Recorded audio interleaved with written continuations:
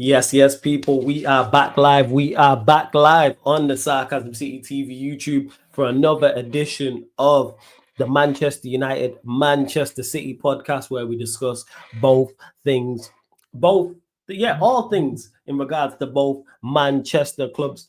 Jadon Sancho to Juventus, that has been the biggest talk of the town in the last 24 to 48 hours in regards to Manchester United. And on the Manchester City side of things, a couple of days ago, we did see them crash out of the Club World Cup, conceding 4 goals to Al Hilal. Very entertaining game, though. Supremely entertaining. A very, very, very good ending to the game as well, with City losing 4-3. But does Manchester City's Club World Cup exit show any major defensive issues, or are people going over the top? Was it just a bad day at the office? Does City need to go again in the window? Does Pep need to change some things up? So we will be discussing all of those things, people. So please keep all your comments or your questions Manchester United or Manchester City related. And before I bring on the gaslighter extraordinaire, make sure you hit the like button on the video. So whether you're watching this live right now, watching this back after, hit that like button on the video. Make sure you do that. Pay the tax when you enter the city of sarcasm. Share it out across all the socials. The new Twitter is right there. At Yes It's Flawless, people. At Yes It's Flawless on Twitter. At Yes It's Flawless on Instagram. At Sarcasm City TV across all socials. And just as important, make sure you subscribe to the channel, Sarcasm City TV. Hit the notification bell as well. The better questions and comments I will start. But if you want to make sure we get to your question, super chat people as well, because myself and the gaslighter extraordinaire have plenty to say. So I believe he's in the building. So let's bring him in. None other than the legend himself, Vaya Games TV in the building. Yes, Vaya, what we saying, man? You good? Yo, am I good? Are you good, man? Am I good? Listen, I'm always good. We start that. Are you good and all the fam good before we get to football? Absolutely. Absolutely. Just celebrated Canada Day, spent time with the fam, enjoying outdoors and all that stuff. Well, yeah, all good. All blessed. Was it Canadian Independence Day? Is that what it was? Yeah. Okay, now I didn't know. When you said Canada Day, I just July 1st. Yeah, July 1st. Okay, first. Shout out to Canada, man. Some great exports from Canada. So shout out to Canada. It's a good time, man. Why did you laugh when I said that? No. I'll leave that for the chat to decide on why I laughed on that. Yo, you know what it is. All right, you know what? If you haven't hit the like button, people, hit the like button. If you haven't subscribed, you're on the listening platforms. All great. I love it. Flawless appreciates the support, but you're missing. You're go to YouTube. Go to YouTube. You're hearing this right now on the listening platforms. Next show, make sure you're on YouTube and you're watching my man Flawless. Make sure you're catching this next week. And if you don't, you miss the imagery. Yes, you hear the voice. Yes, you hear the laughter. Yes, you can hear the anger, but you're missing the imagery. Turn in to the show right now. And if you're listening on YouTube right now and you're not looking at your phone or your laptop or your desktop, do it right now. Allow me to reintroduce myself. My name is Beta Games. Let's go. Flawless. Can't lie to you, man. I gained some more platinums.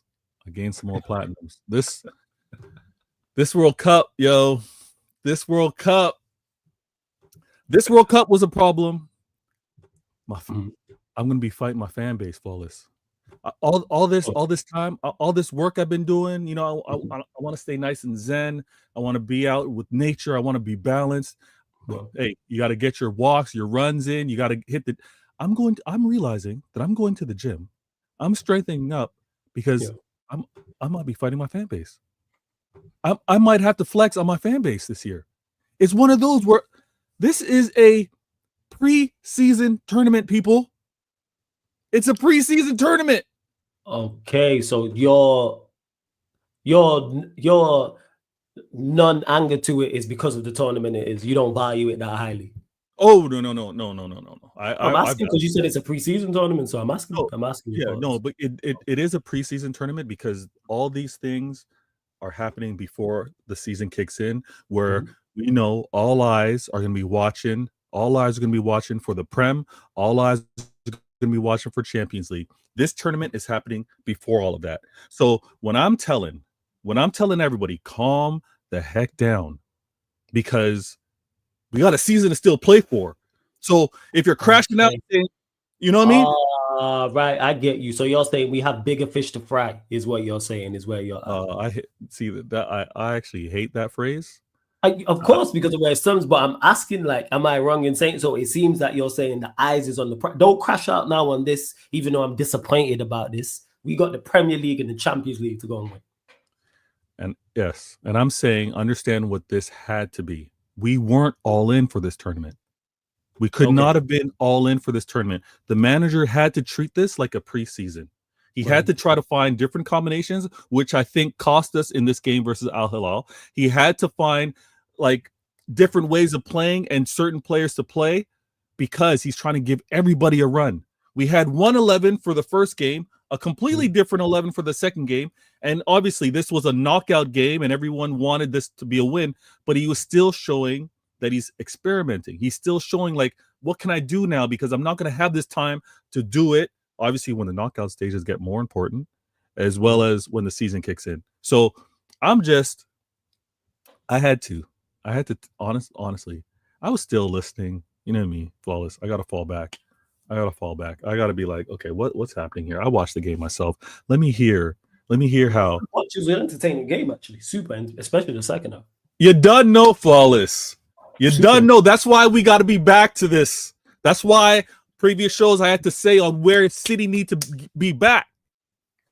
I had to say what levels we need to rise ourselves back to. Because you lot are currently that team that's constructed can score 6 and concede 6. That's why it's entertaining.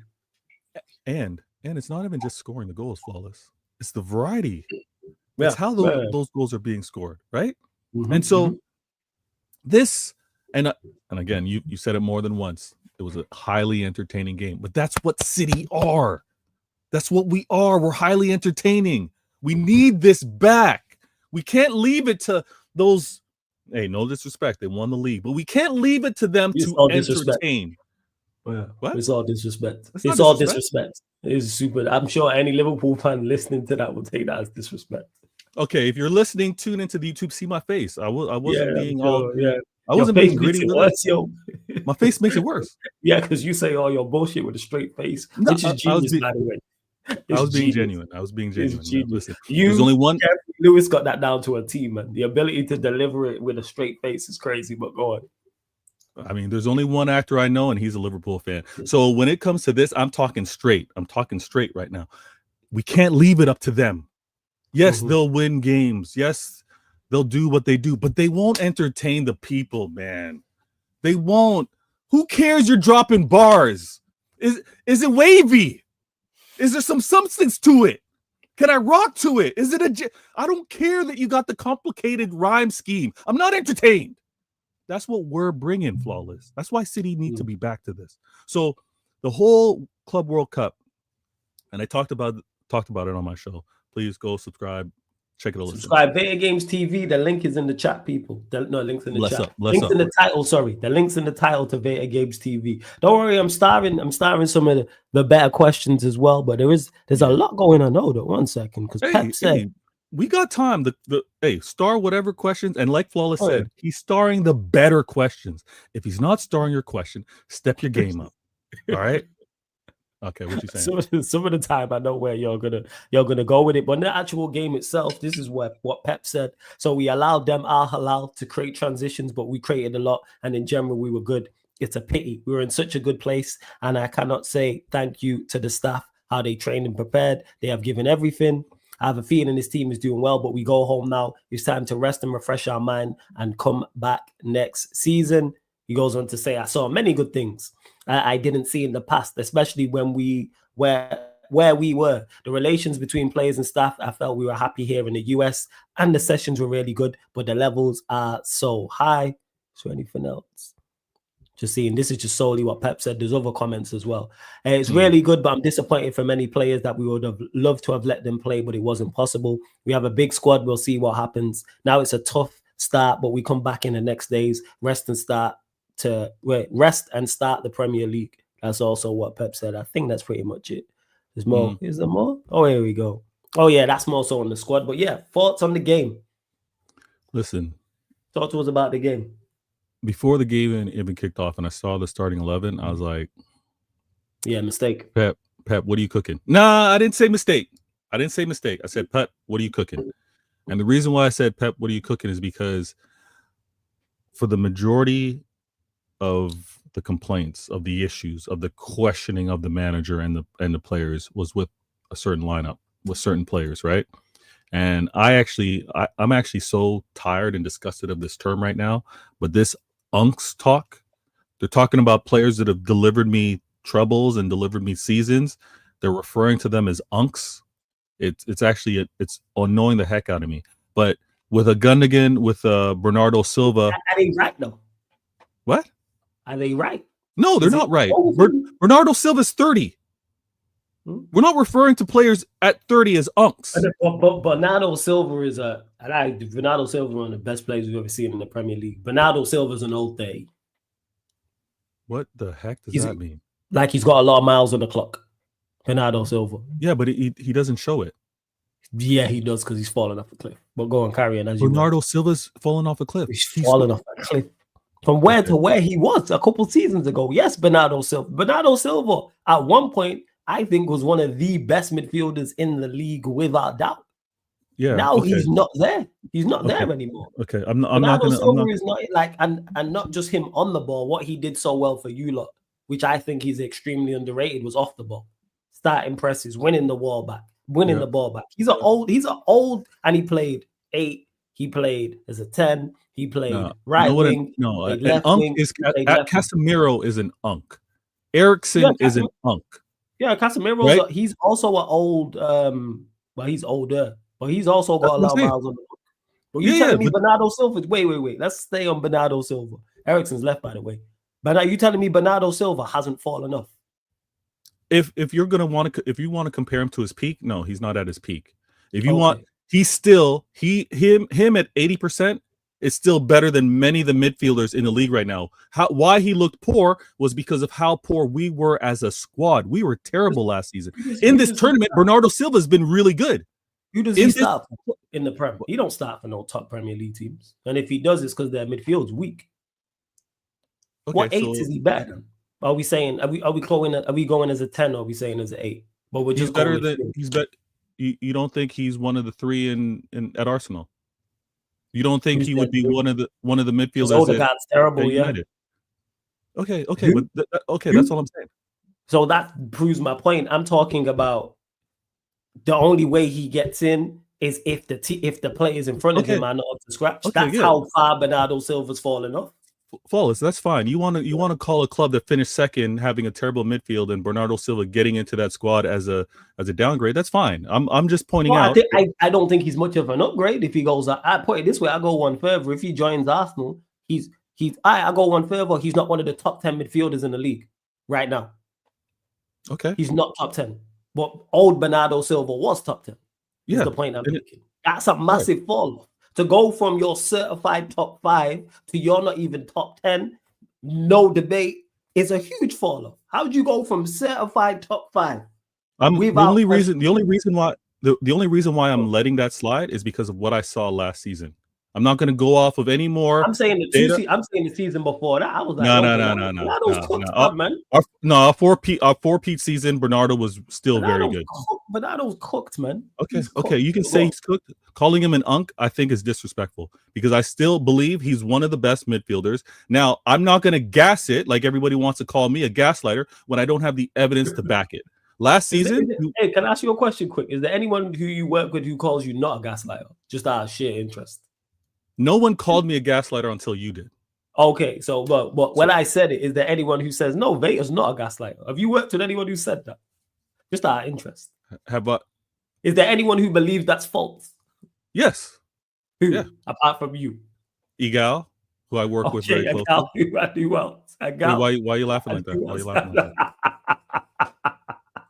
That's not funny. Man said it with a straight face, you know. Man said a gal, you know. You know, that's the equivalent of being like, yeah, I got game. I get better gal. That's Ryan. That's what that is. That's the equivalent of that, of what you just said. That's what it is. No, you asked me one. That's what came to mind. I actually don't work with many people. Because if I mention a Manchester City fan that I work with, you're gonna be like, okay, that's a Manchester City fan. God, who's a City fan? I genuinely want to know. I was asking the question. Who's a City fan? Martin's not going to refer to me. Martin Mancuniwe, go and subscribe. He's not going to refer to me as a gaslighter. Okay, all right. I was just asking. It was just merely a question. That's all. Because if all these people are saying something, there's probably some truth to it. But hey, how we do. Well, big up that labeling didn't come through until you placed the labeling. Also, I was the one who got, as usual in this space, I'm the one that has to call out the obvious and look like the bad guy. Wow. It is what it is. Wow. Yeah, as usual. I call out the obvious and people look at me like I'm crazy. Happens all the time. Oh, regular. Told man about Havertz and Jackson a year and a half ago and got told I was a hater and because I had terrible players. Now both them clubs want to sell them players and replace them. Who would have thought? But yeah, big up to Eli, member of the channel for 19 months, says big up Flawless Invader. Stop this Bernardo glaze. He's been doing KDBs running for years and Pep has killed his creativity. So he's a shell of himself. That's what it is. He is a shell of himself. It's sad to see because of what he was. He was certified top 5. So now man ain't even top 15. All right, let me be clear. Let me understand this just because I want to understand. Was he at his level trouble season? Yeah. Okay. So he fell off the last 2 seasons. The last 2 seasons. Okay. The last 2 seasons, in my opinion, he wasn't it. All right. So I myself have seen him play. He's now got the captain armband. I've now seen him in the Club World Cup not play to last year's level, but that's raised up. So I want to see more of that. I'm definitely not referring to him as an unk because that's not how he was playing in this Club World Cup. You want to refer a man with the Iron Man thing in his chest as an unk, the disrespect. But go on, carry on. Yeah. No rebuttal for that. When you was like Ericsson's an unk. Man's got the Iron Man thing in his chest. So you think that's the reason why? No, I'm saying, but well, so why are you bringing that up? No, you're trying to do a whole sympathy thing. No, I'm not letting that slide. I am saying, you say it's disrespectful to refer to Bernardo Silva as an unk. No, but Ericsson's valid. Yeah, but someone with the I don't even know what you call it. You know what? That's why I say the Iron Man thing with his chest, people. Yeah, he's got the Iron Man thing. He's got the Robert Downey Jr. thing in his chest. But you refer to him as an unk, man. Have some shame, but go on, as you were. Wow. Go on. Okay. Go on, carry on. I don't know how we got the violence. That's what Flawless is trying to get from the chat right now. Oh yeah, it's like that's how we feel with you and Doku. But go on, carry on as you were. Go on.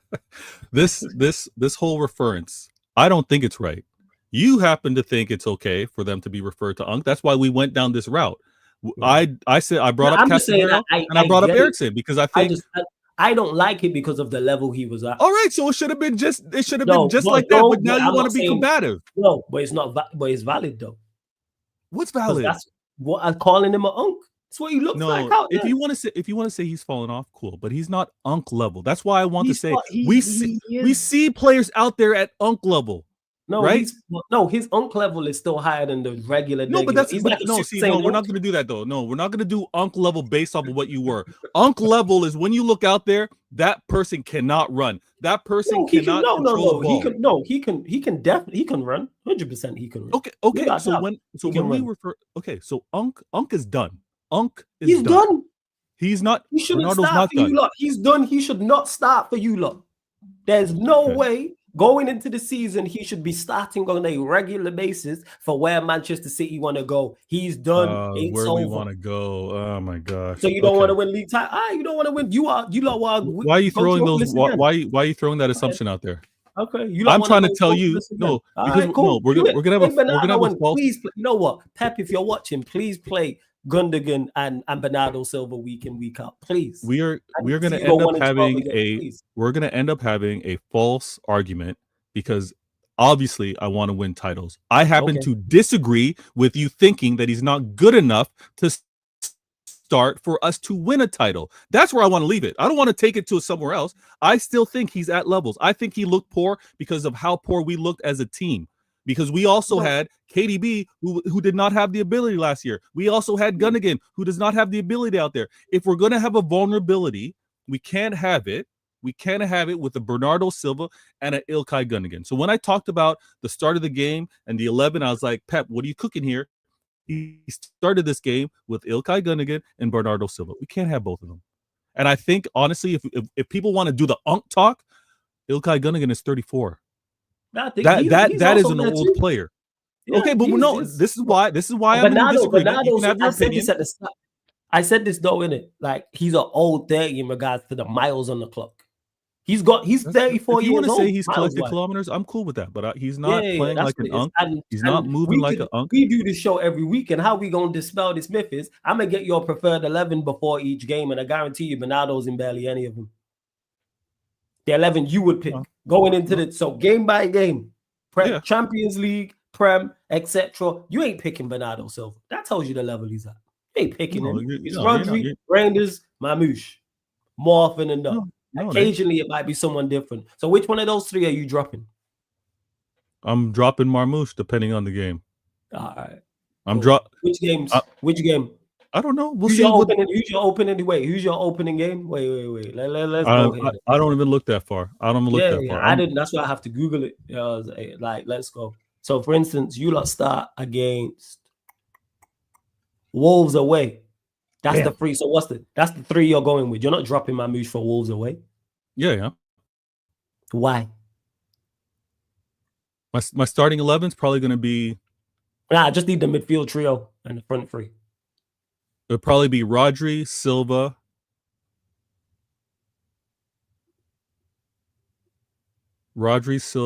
and Reinders.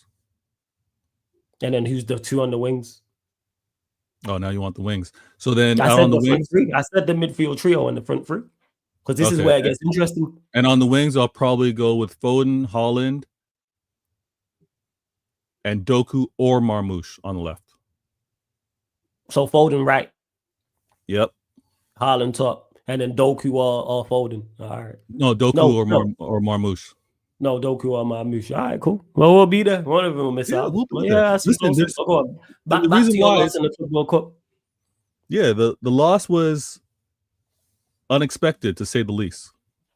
The loss was, like your word said, entertaining because we scored that goal early. The Unk scored that goal early. And I was like, Unks do bits, you know. You know what I'm saying? I'm an Unk, you're an Unk. We still do bits on football. In the world of football. No, of course. There we go. But in the world of football, it's very different.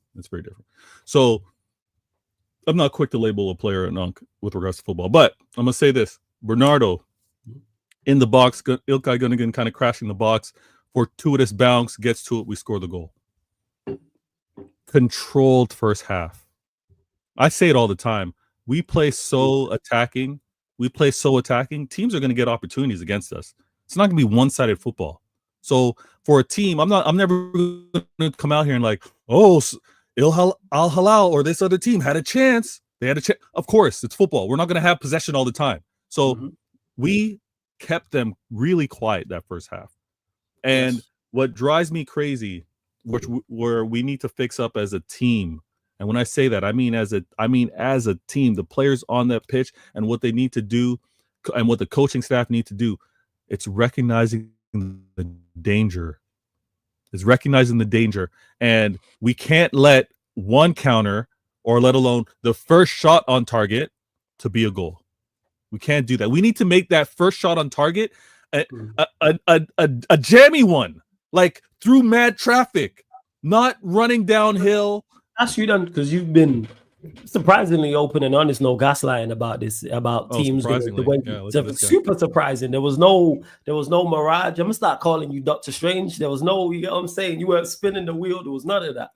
So I have to ask this question. How do you combat that?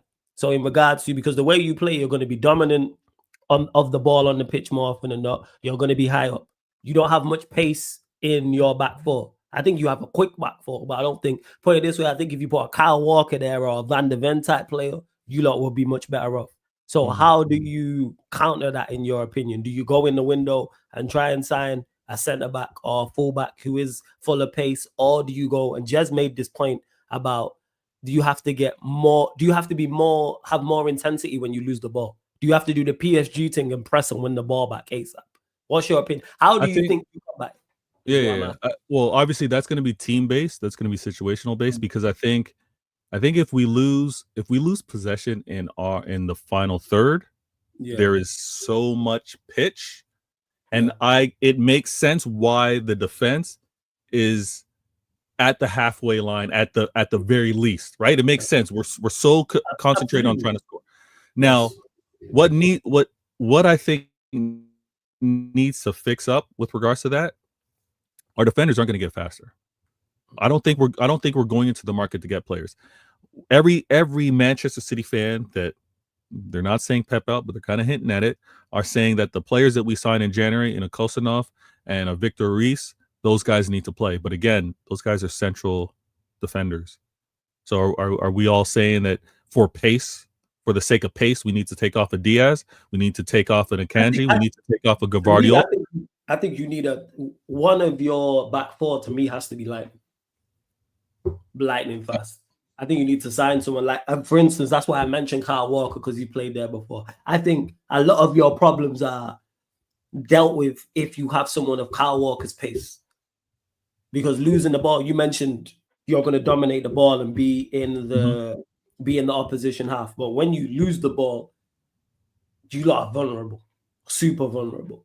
And like I said, you see, there's two ways to combat it, in my opinion. Maybe you disagree. Maybe there's a third as well. Is either have someone who's lightning fast in your back four, or winning the ball back at a quick rate, like how PSG do. As soon as you lose it, bam, we recover it. Saying that, ironically, you lot have done in the past under Pep. With Bernardo Silva, who was talking, he led the charge with that, with his mobility. We see it now. PSG are probably the best example with how they press when they lose the ball, because they play a similar game to you lot. They have a better, I would say they're a better out of position team than you. And they also have more athletes and more athletic back four.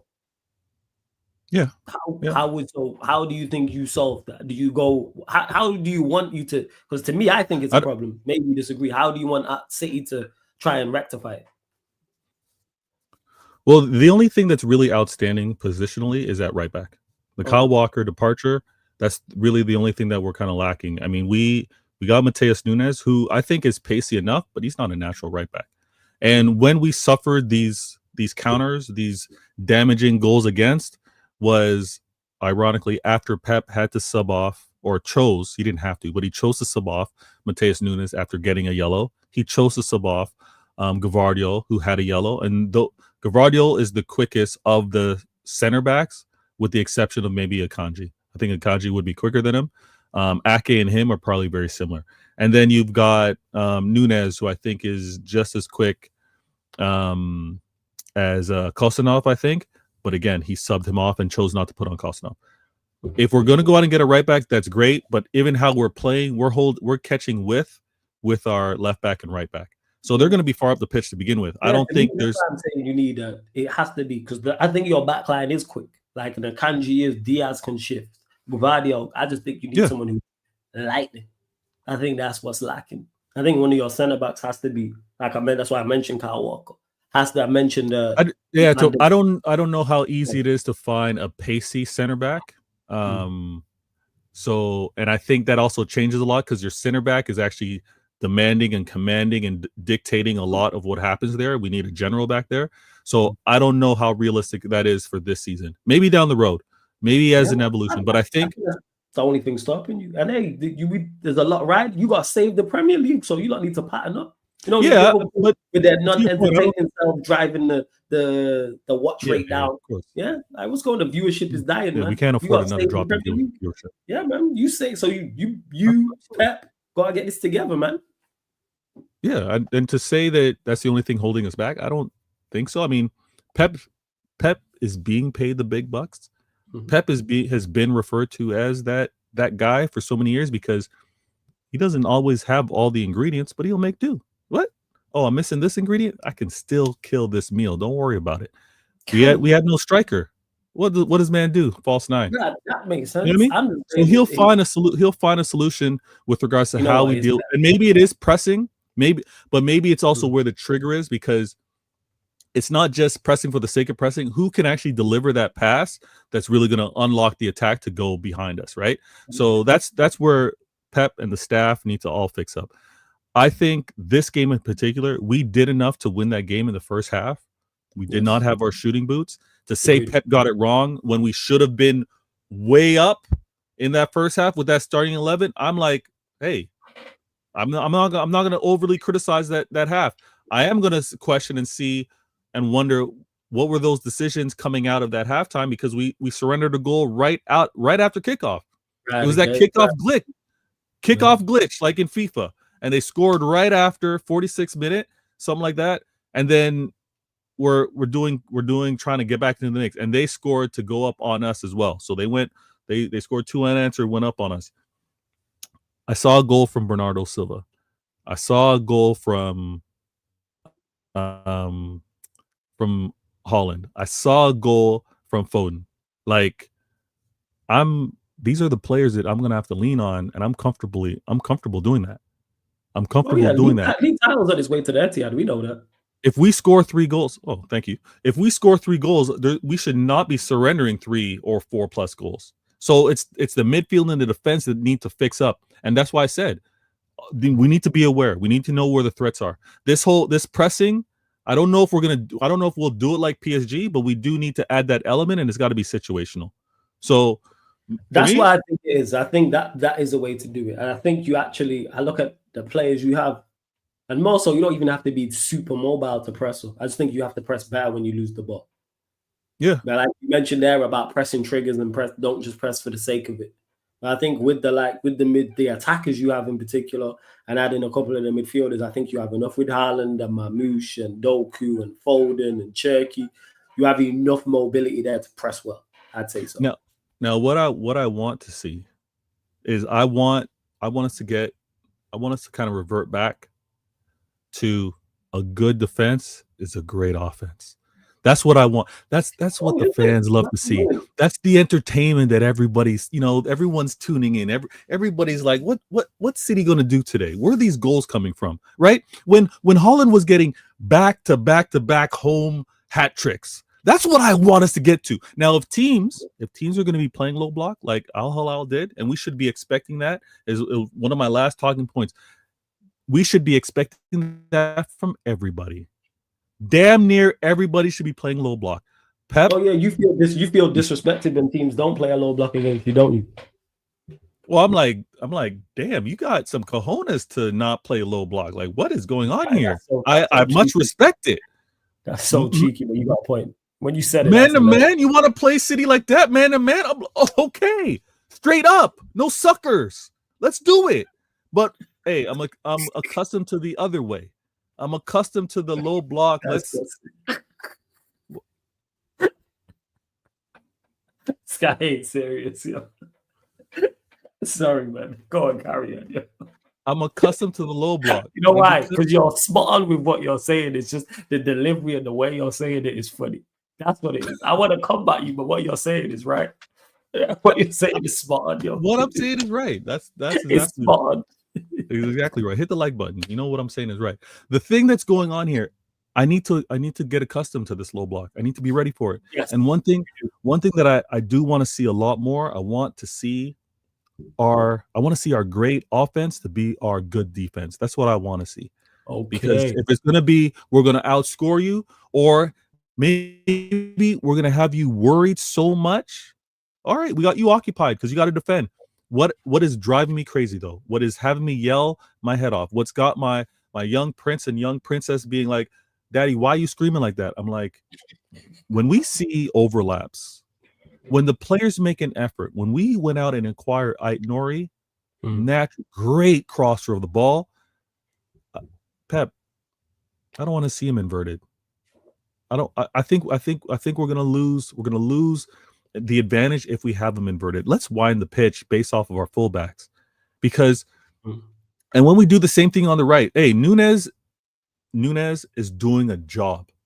Nunes is doing a job. Have I gone through a season where Pep put someone that's not naturally a defender and we got a good performance out of them? 100%.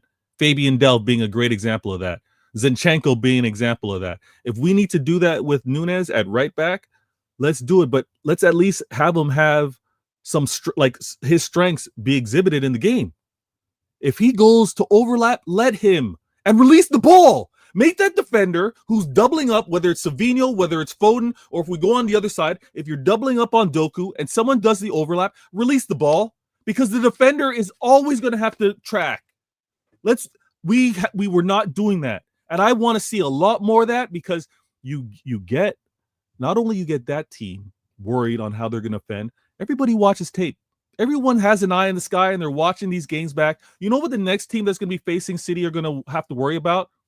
Overlapping runs and how they're going to defend that. We pin them even deeper. Eddie's not having it. Eddie's not. Big up to my guy. Eddie, he's been on it in the chat. He says, "They wouldn't be Pep if he didn't kill what made a player great to fit into his system." Well, I don't know. Obviously, Eddie, my G, first and foremost. Secondly, he is the head honcho president of Ballers FC. Like, if you're a technical quality baller, he's like, let them go out there and play. He ain't with this. He calls all the managers that Pep, under Pep, he calls them the Cone disciples. That's what he calls them. You don't rate any of them. He calls them the Cone disciples. Hold on. Eddie didn't like what Pep got out of Sterling. The player that I don't think he's a fan of Sterling. Eddie, correct me if I'm wrong. He likes the super technical ballers. He's not with that, like the what Pep does in regards to the more robotic, mechanical, systematic approach. So he thinks David Silva while at City was robotic.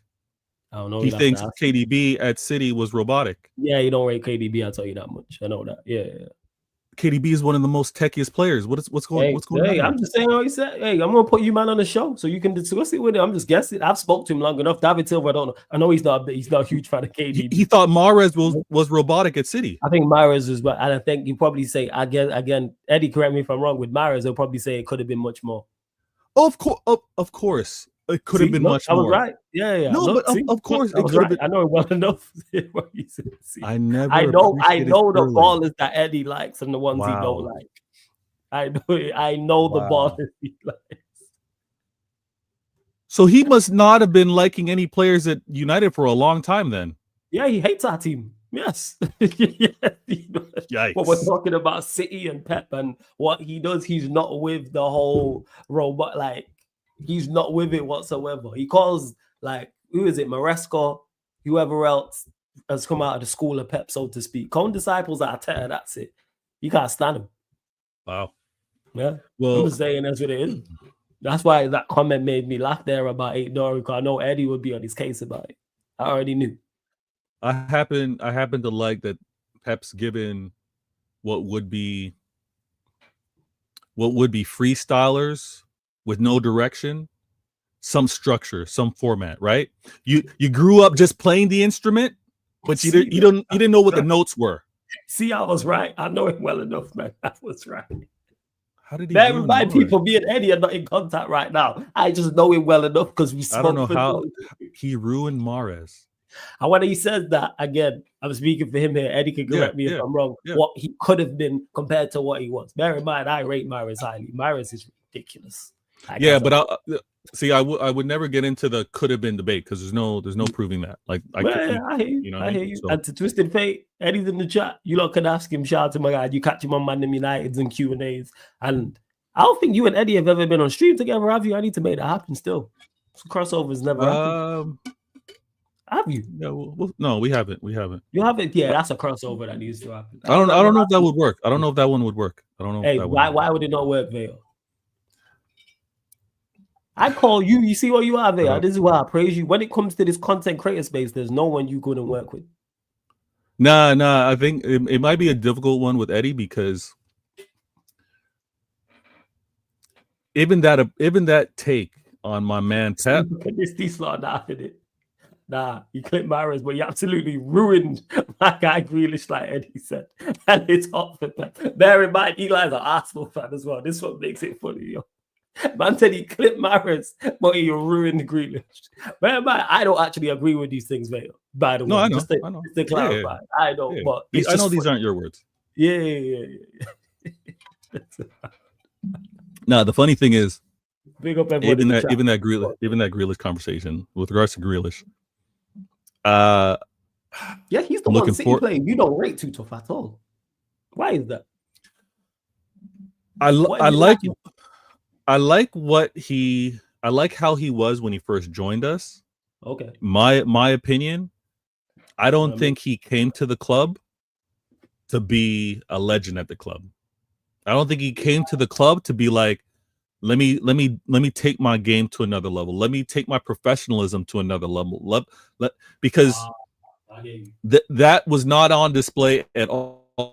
Like, I've watched too many games, and even when we had the addition of an Oscar Bob, or when we obviously we got Savinho, we got Doku, to see how those players were playing in that position, in that role, and how he was going about it. His first 2 seasons, he took it seriously, but I don't think he was like, I still got more to prove. I don't think he was like, I want to be remembered this way. I want to have this type of impact. That's the one thing that really, really irks me with regards to Grealish. I think, as much as many want to say Pep ruined him, I don't think he took enough of a professional approach while at City. But I ain't like, I don't hate on him. I just think, like, So I think go on, carry on. Sorry, go on, carry on. I was like, I just think he kind of limited himself in terms of, like, so you're saying he could have been better? He could have. I'm done saying more. he himself, because again, he's too talented for it.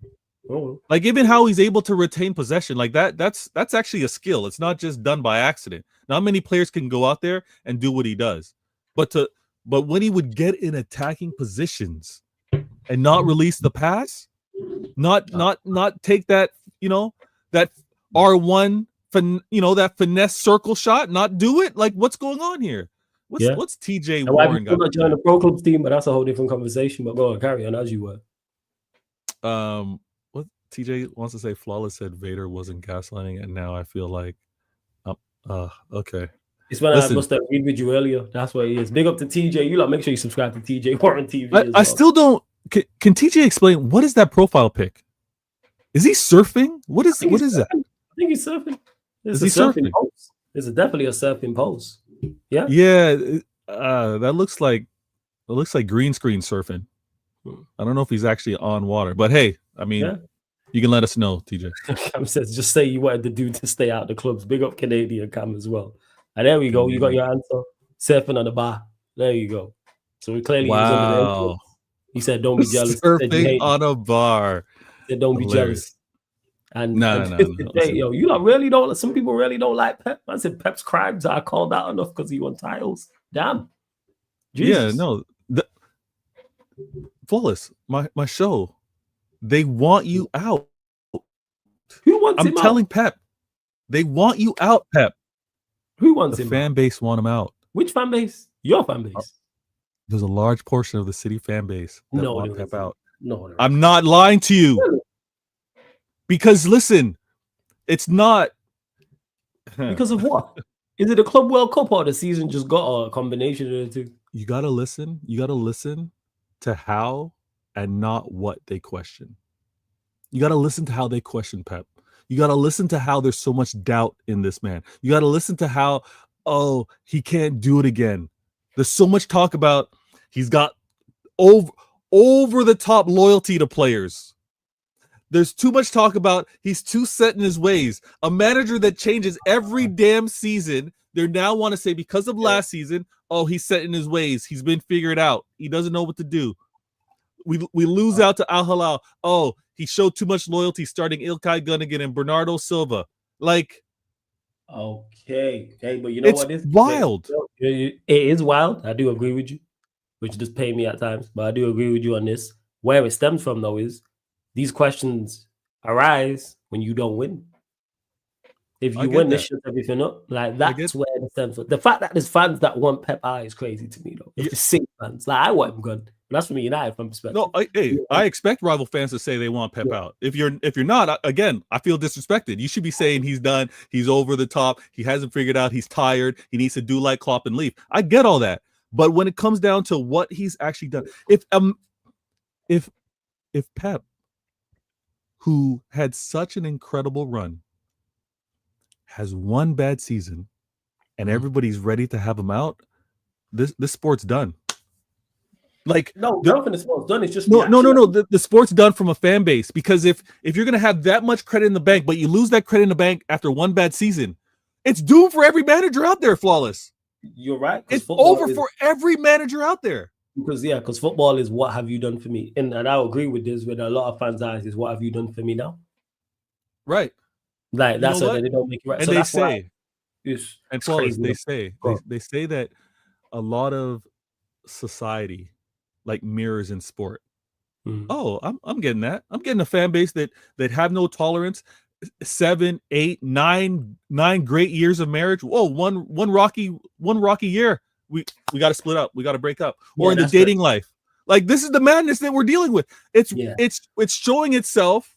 Society is showing itself amongst the fan base, and I'm like, okay, that ain't me. I had to step back, Flawless. I had to be like, that is you.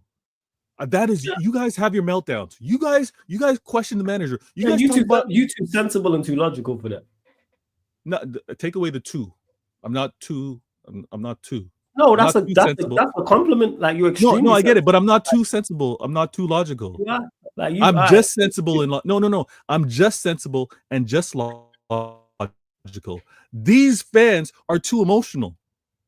Honestly, you know how the whole conspiracy theories about Flawless, you know how they're talking about, oh, they're putting things in the water, they're talking about frogs changing sexes and all this stuff. They're talking about all I'm seeing it. What's with this emotion? What's with this? Hey, no disrespect. What's with the increase of estrogen? What's happening here? Like it's one preseason tournament. It didn't go the way the manager want. We're not going to now label this mistake as what we're going to see for the rest of the season. Because if you're going to label it as the one mistake you saw, why didn't you do that and label it with the win that you saw before that? I think it's not just that you lost, it's the way you lost, and people think that that's a blueprint to beat you and think it's a problem. That's where the overreaction. All right, so let me, from, in my opinion, I hear it. So let me talk to the same fan base that look at things like that, right? Let me talk to the fan base that see, oh, I just saw this, so therefore that's going to be replicated. Okay, it takes two people to play the game, right? So we played that game not like we did versus Juventus. We were defended against in that game very similar to what was done in Juventus. So the difference here for I'm getting a little too irritated, and I don't want to talk condescending, but for you fans that want to say this happened, therefore that happened, this happened, therefore that happened, if we want to do a controlled experiment, the variable here was how we defended. The variable here was the players that started. The variable here was how we chose to press or not press. How we were defended against from Juventus as well as Al Hilal was, I'm gonna catch you on the counter.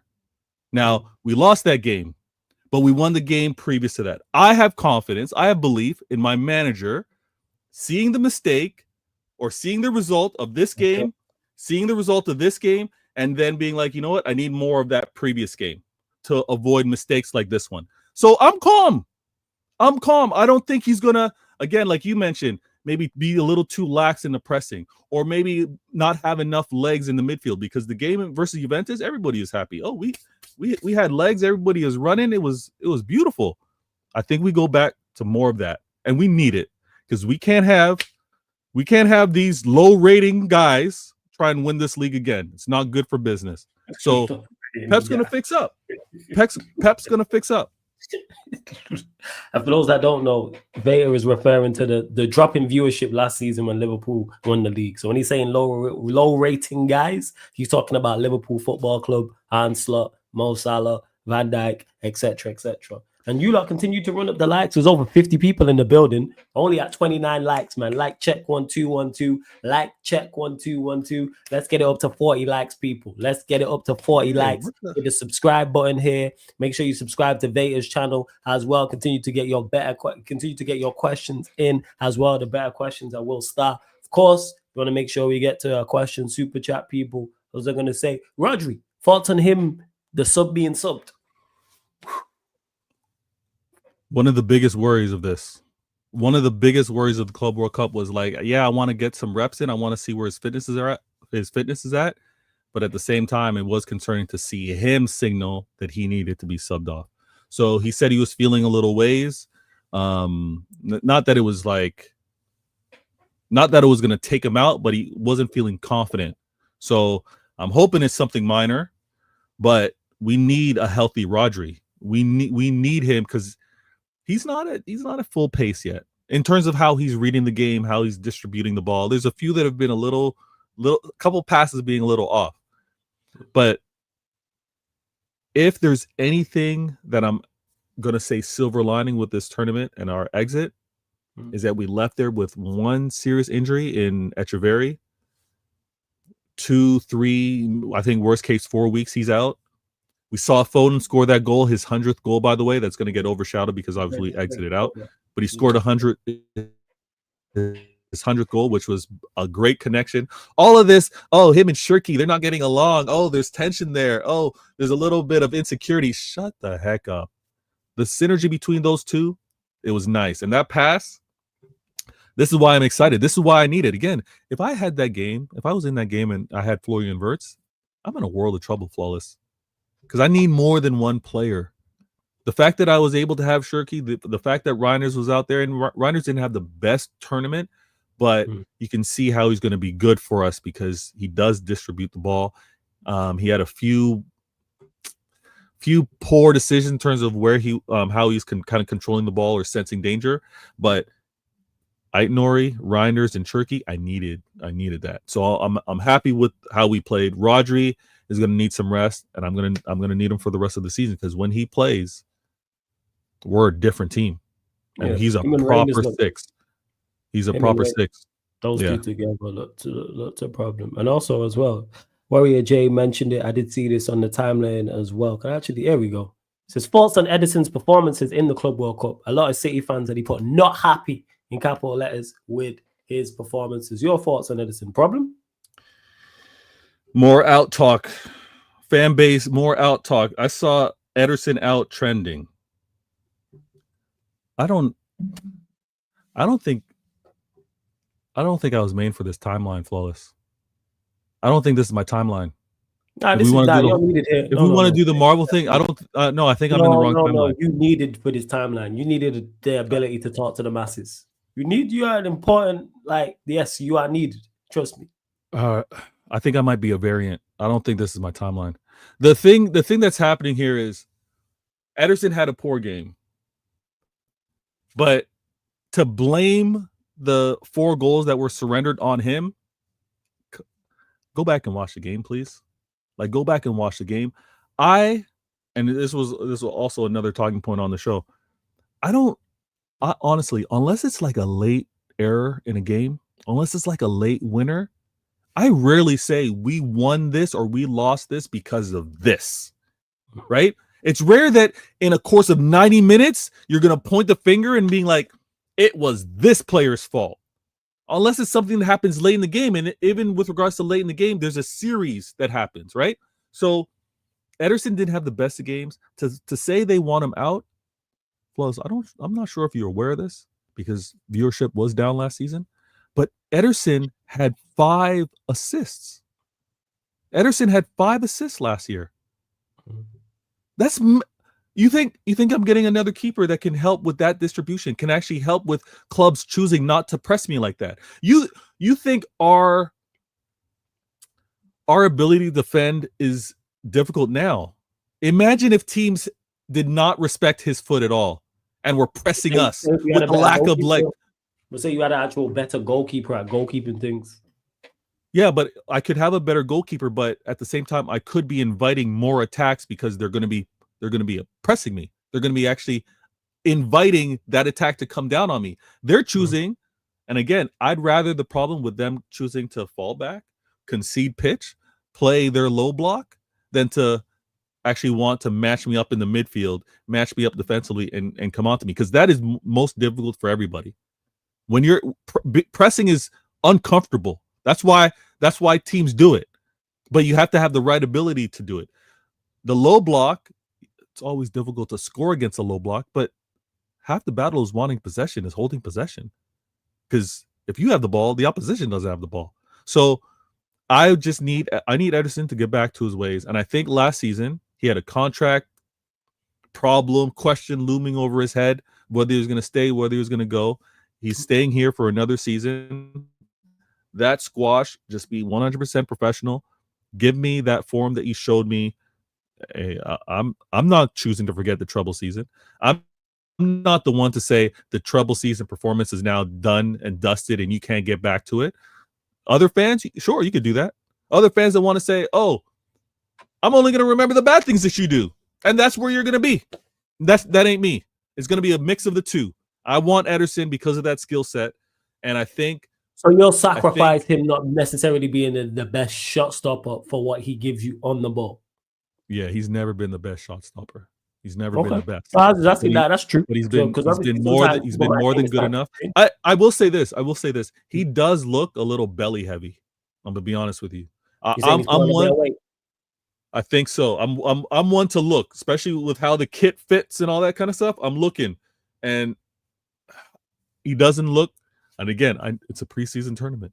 I ain't crashing on him. He's a keeper as well. He's not supposed to be, the most leanest, but he didn't look the lightest of feet, and I need him to fix up for the season. And I'd rather him than any other keeper. He gave me 5 goals. So I can honestly tell you, I can't say that just on him, he cost me 5 goals. I can't do that next season or last season. Last season, I can't say it was him solely. He cost me 5 goals. Nah. Yes. Amaiza says, I believe is a City fan, but I could be wrong. Says, oh yeah, it will be because I can see the RV. Big up to you, Maiza. Says, why do our fan base force Marmoush into the starting 11 when he can't play as a lone striker? Do you think we should put Savio on the left wing? He contributed every time he played there. Your thoughts? I like Savio. He's still a player that's going to be inconsistent, though. Second season over here, he's going to be inconsistent. But I do like Savio, and I just need him to calm down. Honestly, in the tournament, he's got 1 goal. He could have had 2. He let Foden. He assisted Foden, but they were both in that same space. He could have had 2 goals in that tournament. Him and his connection to Haaland is very good.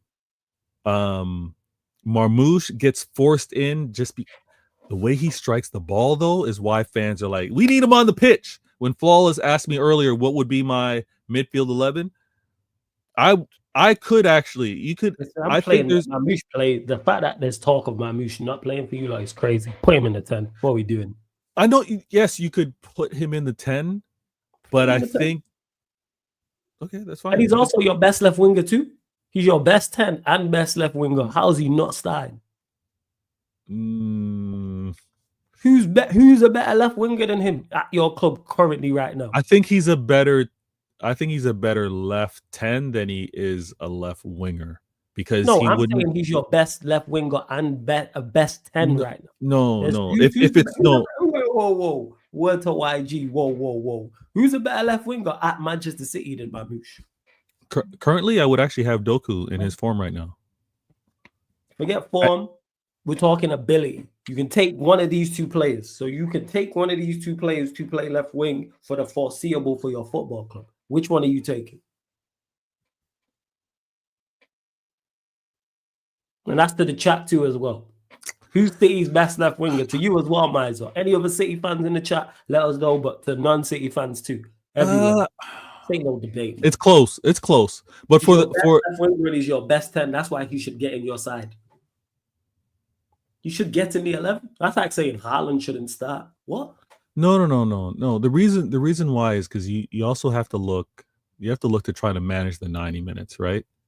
And Haaland isn't going to play. Really, depending on how the game's going. If I need to chase a game, I'd rather bring on a Marmoush than I would to have them both start. You hear what I'm saying? So I think there's going to be games, obviously, Marmoush starting at left wing, but he's going to start at left wing and really come more centrally, because him and Haaland kind of playing off each other would be great. But it's close. And honestly, when we now want to talk about, and here's the issue, and like fans like yourself with regards to the Doku conversation, I want to see a change in this interplay, in this connected play between Doku. I'm going to assume it's going to be Reinders and possibly Rodri, depending on how high up the pitch he gets, and Haaland. This is the one thing that's killing me. And I take no problem with fans like yourself that want to say Doku's end product is this and this, because I got it again. Like I said, I'm going in the gym to get in shape to fight against my own fan base, let alone rivals. But you got fight. I'll say it's just that he's got to do better. His end product isn't good. No, I hear all that, but this is what's killing me. I'm seeing, because again, many want to dismiss and say, because we don't see it this often, but many want to dismiss and be like, oh yeah, he's supposed to get past his player. Really? Do you know how many wingers successfully get past their game? Okay, I know. Okay, but hear me out. I've never criticized that. No. I know you don't criticize it, but you do downplay it because it's like, okay, he's one of the. There's no downplay. He's one of the best. Okay, so therefore he's one player. I've never criticized Doku once for his inability to. He can go past the player. Okay. Now hear me out. Now, what I want to change up with regards to what I want to see moving forward, and Pep, you got to respond to my DMs, man. But what I want to see changed is when he gets past this player and he actually goes along the wing, he doesn't cut inside, but he goes along the wing and he gets past them, whether it's with some trickery, whether it's with pace. What I see consistently, and I don't expect rivals to see this, but Haaland, who's playing off the shoulder of the defender, usually the center back, and we're being defended with plus. Believe it or not, we're being defended with 5 defenders often, right? A bank of 5, right? Yeah. Haaland, or even if it's a bank of 4, but Haaland's centrally. Haaland goes off the shoulder of the furthest defender, right? So sometimes if it's defend the 5, he's going off the shoulder of that third center back. If it's back 4, he's going off the shoulder of that second center back. That's now. And I get the criticism. Y'all are supposed to do it. But that's now asking Doku, who is to find Haaland, to get past 2 or 3 defenders. All right? The odds are not in his favor. I would like some variety with Haaland actually switching that up and going short side, which I saw often from an Aguero play. And again, that's a level of maturity, recognizing the game, and that synergy is going to happen over time. But often Haaland goes off. He goes off of the further defender to go behind, and you're now asking Doku on his weak foot to get the ball past sometimes 2 or 3 defenders. My problem, not yours. I get y'all want to criticize Doku, but I need that switched up. It's just that because you defend him, so it's like, all right, let's talk about it. If you didn't defend him, there'd be no conversation. No, I've often been on the show, and I've often been on the show. The only time I talk about Doku is to you. Yeah, but I don't prompt the Doku convo. You do. No. Yeah, I have to prompt it because you want to defend him. That's why. I'm saying, and he's bang average. Very, very good. Like he's not bang average. Going back and very, very good at going past his man. Outside of that, excels at nothing. He's not bang average. You don't think he's top 5 in the league?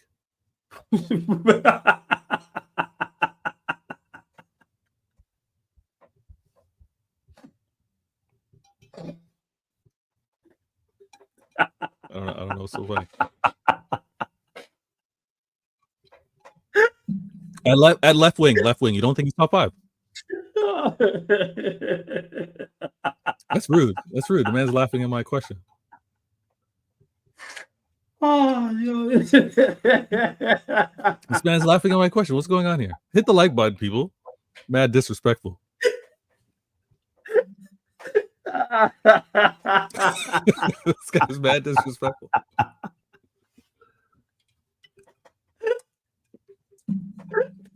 Now, if I have my choice of Doku and Marmoush, if I have my choice of Doku and Marmoush, top 5 left backs in the league. Oh, yo, man, you crack me up, man. And don't just do the GA talk. Don't just do the GA talk. Top 5.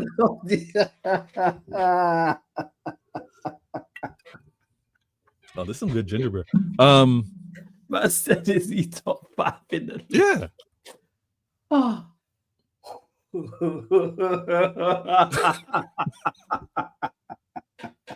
You know what? This man's being very disrespectful. He's Oh, being very disrespectful. yo. This might be this will be quality, yo. This will be a great season. I can't.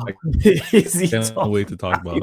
Continue to talk about Doku. Is he top 5? No, Doku is not top 5 in the league. To answer your question, Top 5 No, left backs top 5 left winger in the league. No, he's or not. left wing back. No. Sorry, left wing. No, he's not a top 5 left winger. No, he is not a top 5 left winger. No, he's not even top 10. What are we doing? You wouldn't say top 10 either. No, I wouldn't say top 10. This is his breakout season then. No, this is his breakout season for you. I just want to say this: the left wingers in the league are terrible.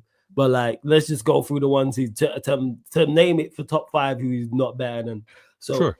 He ain't better than Gakpo. He's not better than. I'm just looking at the league table. Forget Arsenal because Martinelli's rubbish. But City ain't better than Mamouche. So that's 2 right there. Who's Chelsea's left winger? Fuck, the wingers are terrible in this league. He ain't better than Anthony Gordon. He ain't better than who plays left wing for Villa. Rashford. No, Rashford left. I'm not talking about Rashford. I ain't talking about Rashford. Who plays? It was Rashford at the time. He ain't better than Rashford. Performed better than him when he was at Villa. But who is it? Jacob Ramsey. He ain't better than him. Oh yeah, shit. Morgan Rogers. There we go. And Morgan Rogers ain't even quality at left wing, but Morgan Rogers is a better left winger than him. Forrest. Is he better than Cho? Nah, he ain't even better than Cho. Brighton, he ain't better than Cho. And I don't even rate Cho. But we'll leave the 50-50s. He ain't better than Matoma. Who the hell plays left wing for Brighton? He ain't better. Brentford, he ain't better than Viso. The left wingers are terrible. Palace, he ain't better than Eze. Everton, he ain't better than Ndai. I even know he plays left wing for West Ham. I'm not gonna lie. He ain't better than Ndai. What does he do better than Ndai? Do you know he set a record? Go on, what's the record? By the way, I just want to say the left wingers are terrible in the league and he's not even top 5. That goes to show. Like, I don't rate. There's not 5 left wingers I actually rate highly in the league. All right, this will be his year. It isn't. Yeah, off the bench. And that's the best way to get the best out of him. But no, he's not top 5 to answer your question. All right. Oh, yeah, you got Luis Diaz as well. Yeah, he ain't better than Diaz. Luis Diaz. Yeah, he ain't better than Cunha. Luis Diaz played false 9. Left wing is not right, Eli, even though Semenyo could play over. I'm trying to think of predominantly players who play from the left. Because if we start naming right wingers, then he's nowhere near. Because he ain't better than Semenyo and Bremo and Kudus and all them types. Sorry, would you say Marmouche is better than all those guys you mentioned? Most of them, yes. Most of the left wingers, yeah. I rate Marmouche highly. Okay. Most of them, yeah. Like, if I'm picking and I'm like, all right, I have to pick from this Marmouche and this player for left wing, more often than not, I'm going to go with Marmouche. Right. Left wingers are weak overall. Outside of the likes of like Gordon, I don't really rate the 2 at Liverpool. I don't rate the ones at Arsenal. I don't rate the ones at Manchester United. Like, it's dreadful. Overall. Not mad at that. Well, like they're really, really bad. But Doku, like I said, outside of going past his play, which you can do, with ease at times. Going past, that's not easy. He makes it look easy. No, it's easy for him. Is what I'm saying. It's not easy for him. No. He makes it look good. No, it's not. It's easy for you because you continuously do it. That doesn't mean it's not difficult a skill. But I'm saying his skills, the skill set that he has, makes it easy for him. Going past the player on a football pitch is tough overall. But if you're of a high skill level, it's easy for you to do, is what I'm saying. That's what I'm saying. Same way Trent crossing the football is extremely tough. It's a skill Trent Trent does very well. That's the point I'm making. You say it's easy for him. For Trent, yes. For Trent. Okay. He's trained at it. That doesn't mean it's not a difficult thing to do overall, but it's easy for Trent. I get your point. Yeah, you don't get that many assists without working on it and being very, very good at it. I get your point. Obviously, he's not going to turn around and say, yeah, it's easy, but you doing something that most can't, to be honest. I got you. So like that's what it is. But yeah, with Doku, he goes past his player, and then that's where we literally, nephews in the chat. We was running jokes about it because we was doing the watch along. Doku goes past his man, goes past the player, hits the first man with a cross. Or there was the cross / shot. Well, it was a shot that almost became a cross that went to Haaland. It's like, yeah, man. It's just, it's just Doku. Hit the first man. If I had £1 for every time he went past the player and hit the first man, I'd be rich. Super rich. You always say, CP's there. That's all it is. Now, if his end product magically improves, that's my biggest. You don't get enough goals and assists for the situations you're in. How your take on Nah, this? that those would be ridiculous numbers. We can't do that. No, he should get more. How many goals did he score this season? Just gone. I don't know, but I think he's that's got how a we know goal. it's not a lot. Because if it was 10, you would have been like, yeah, he scored 10 and got No. 8 I don't. Honestly, other than Haaland scoring goals, I don't look at goals like that. Like even beforehand, like with Haaland being the focal point, he should get more. Is the point that I'm making? With the situation you get into, that's where the criticism lies. Because you go past your player more often than not. Yeah, but like we can say the same thing for Haaland. We can, there's a lot. He's just Alan Tate minimum. Man got 3 goals last season. In the Prem, you're looking at. Yeah, he got 3 goals in the Premier League. Yeah. Overall, he got 8 league goals. He got 8 goals in 41 appearances. I don't know how many of them are stats or not. Yeah, man, he's of that ilk. He's the Dharma Traore. He's Alan Tate maximum, but just a worse version. He's Alan Tate minimum, man. So he is. Like the numbers match. We'll see. We'll see where he improves to. And he's never been a goal scorer. I'm looking there. He got 3 and 29 the season before for you. Lot. Yeah, I'm not going to do what you do. Just because he hasn't done it doesn't mean he won't do it. I'm just saying, yeah, I agree. He hasn't done it before. Go off of what? So, all right. So, how many goals do you think he gets this season? Coming. How many did he get last season? 8? 3. I'm talking Premier League. Don't give me no across all comps, because if you lot play a League 1 or League 2 side, yes, you could get 3-4 goals and get 3-4 assists. Yeah, but does this preseason World Cup count as next season or last season? I'm talking about Prem solely. Okay, but would you say he looked good in this tournament? No, he just looked like Doku. What? He was like average. Oh my God. Average. I didn't watch the game though against Juventus. I didn't watch your game against Juventus. I only watched the Al Hilal game, and then I think 2 of your group games. I can't remember which 2. Let me actually double check. I'll be able to tell you now which games I watched. Can't remember. It's all good. I'll say goals. Did I watch? Yeah, I watched the Wydad game, and he might give me 7. He might give me 7, maybe 8 goals this year. Cool. In the league. Yeah, in the league. Might give me 7, maybe 8. Cool. Mind you, which would be a record for him, to be honest. Yeah, I think that'll be his best goal scoring year. Yeah, because how old is he? He's 23, so you got an age where you can get better. Yeah, he's got time. That's why I ain't worried. That's why I don't go over the top with having to defend him. I'm like, if people want to label him as this is what all he's going to be, that's cool. He's 23. Yeah, because we can only go off of it because we've seen no improvement. He hasn't improved while he's been at City over these 2 years. No, I know, but as a person that can see potential, right? Oh, I haven't seen you make, not you. I'm talking. If I haven't seen you, put together a killer performance, right? But I know you can flow. I know you got the bars. Which is based off of the potential, I know it's just a matter of time. No, it's not, because there's many people who are because there's people who are killers. I've watched this on a regular, well, not on a regular, but often when there's people who are cold from a lyrical standpoint. Yeah. I like put them in studio and creating tracks. Fantastic. Yeah. Terrible performance. And then you've got people who are the flip, who are fantastic performance. But then when it comes to that studio and lyrics and bars, it's not that.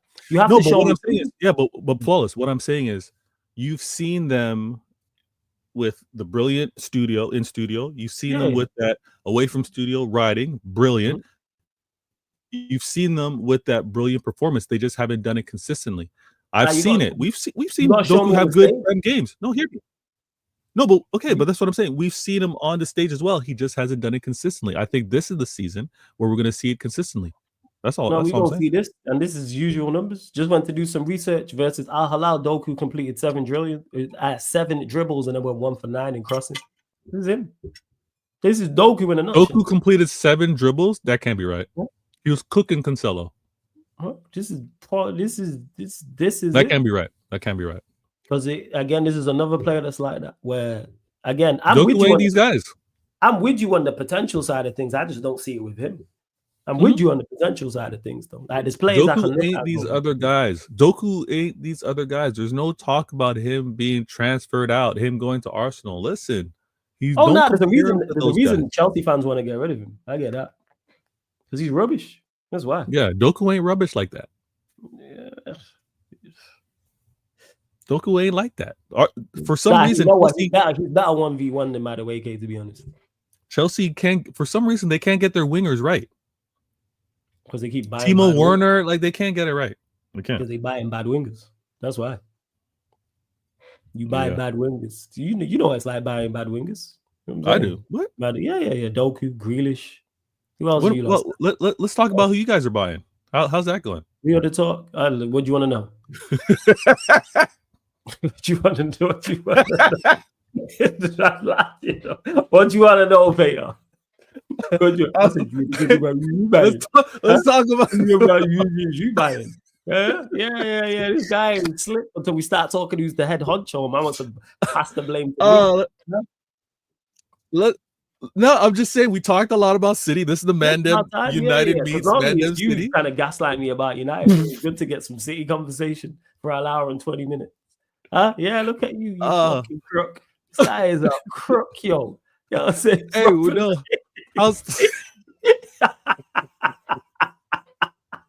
This guy is a crook, you know. Ultimate, yo. Ultimate crook. Nah. I'm saying, oh man, no, I just want to know. Talking about who you buying? Yeah, what do you want to know? Huh? I want to know how's the buying going. Like, I don't know, man. That's your guy, Omar, man. You know what I'm saying? How the bids? He's waiting on Omar, huh? What do you mean Omar like I'm in the wild? Oh damn! I'm waiting on Omar. But yeah, my club being incompetent, but I should wait till 2028. That's all it is. Forget 25, forget 26, forget 27. It's all about the year 2020. See, now you're guessing. No one's saying forget about 2025, 2026. But yeah, speaking to the wrong guy, Vader, like pulling up to the front door to sell vacuum cleaners and the child door. Yo, he is, man. He'd do that, man. Pull up to someone's front door and sell a child a vacuum cleaner. Yo. I'm not doing that. I'm just excited for this. But yeah, as I was saying, in regards to it, nothing's going on. Nothing's going on in regards to bids. That is not true. That is not true. For incoming. So what's going on? Wait. Have y'all thrown the third bid out? No, or you guys? We are negotiating. You're negotiating. So the second bid got rejected, and now you guys are negotiating. Okay. Yes. Now we back at the table negotiating. All right. I don't know what we was doing between the first and second bids, but we moved. I think. Well, the way it sounds to me is, you guys were expected to kind of raise that second bid to a proper value. Didn't reach there, so rather than waste everybody's time, it's going to be, hey, let's negotiate this because y'all ain't raising or offering the proper bid. Y'all, would you be okay turning away from Mbeumo, or do you think if it were to happen? Because the money that they want is not ridiculous. If they wanted ridiculous money, I'd go first. It's not ridiculous money for what they're looking. They want something similar to the Cunha deal, which is like 65 M's. Hey, I believe he's 65 million? Does he bring 65 million pounds worth of value to the team? Yes. So pay him the money. If I didn't think that, I'd be like, walk away from the deal. Wait. Don't you think he's actually in a position to ask more than what Cunha got? If I'm Brentford, yeah, they could. But the report stated they said that they wanted something similar, which I get. That makes sense. But just pay them the money. Where my issue lies is the fact that between the first bid, I hear it. You testing the waters. You then negotiated with them afterwards. Like you kindly put it. You know what they want. It's paying the money. Why are we still haggling over 2 million, 5 million? It's so minor. We're not worlds apart. And the bid was 55 plus 10. Every little bit counts though. If you guys can get what you is he worth in the end? You have to look at the short term, medium term, and long term, like you spoke to me about last week. Is he a good investment, short term, medium term, long term? Yes. So pay him the money. He's worth the 65 million. Does he add 65 million pounds or more to this team, in your opinion? In my opinion, yes. In the board's opinion, that should also be yes. Okay. And if it's not, it won't even surprise me because we ran by incompetent people. So that wouldn't surprise me if that was the case. That wouldn't surprise me. But I believe they will get this deal done. So let's just get the deal done and keep it stepping. That's it. Big up to Ak in the chat as well. They want something like 65 million. Pay them the money that they want. Holding on. This is not. It's not taken away from anything else. It's not like it's like, all right, if we pay extra million, this 5 million, we can't go elsewhere. Nonsense. It's not affecting anything else. No, but maybe it's not affecting what you have to spend in that regard, but maybe it does raise the value on who you get next. If every deal you get is going to be Cunha and Buemo is going to be kind of flat, everybody coming in, it's going to be of that cost. It can get expensive. No, it can, but no, it won't get expensive. Well, trust me, of my club with regards to recognizing when not to overspend, right? Oh, but it's not overspending. You just mentioned, is it expensive? To me, and Bremo, for what he brings, is not expensive. I know, but it does. What he's going to bring is not expensive. Again, I'll say it again. Is he 65 million pounds worth of value or more to this team? In my opinion, yes. Now, if he was 90 million, I'd be like, no. No, but it's more than that. For what he brings is, yeah, but it's more than that, because not only are you dealing with what you need to do transfer wise, but then you got the wages that you got to add on to the wages we've cleared out. We're going to be in the positive on the wages. We've already cleared out 335k in wages on letting 3 players go at the end of the season. Ederson left, Evans left, and Lindelof left. That's 335k right there. That walked out the door. So we're we're plus 335k. Whatever Cunha's on, let's say is 150, you're still got 150, 170 to play with. And that's excluding losing. We'll get to the Sancho situation, Garnacho, etc. We're going to be lower down. What are we doing out here? See, man know my stuff.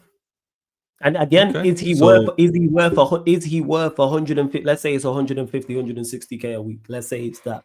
Yeah. Is he 150k a week? Is he worth that value-wise? Yes.